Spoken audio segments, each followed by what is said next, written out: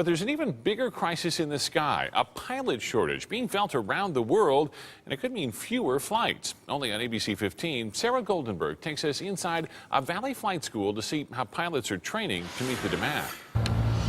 Small airplanes come and go 7 days a week at Transpac Aviation Academy in Phoenix. These are all our different flights that we have out at the time. From the flight planning room to the operations center, student pilots are preparing to take flight. 90% of them are international, training for commercial airline jobs. My Chinese name is Li Guiming. As the airline industry booms, Boeing reports nearly 500,000 new commercial airline pilots are needed, most of them in China. Study in another country is a big challenge, so I think it is a good practice for me. Some student pilots will stay here in the U.S., where the Government Accountability Office estimates airlines will need to hire up to 4,500 new pilots by 2024. Keep increasing pitch. Many instructors here at Transpac will move on to teach at domestic commercial airlines. And just make sure you have the right rudder input.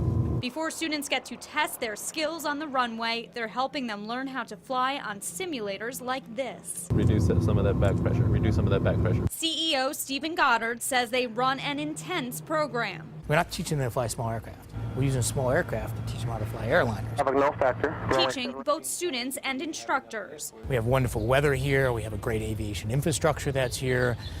So when you combine those two things together, it makes for a really special training experience that's very hard to replicate anywhere else in the world. And these students could be in the cockpit before you know it. Sarah Goldenberg, ABC 15 News. Those student pilots train for a year to 16 months. As for the pilot shortage itself, the GAA report cites a couple of reasons: low starting wages and an increase in retiring pilots.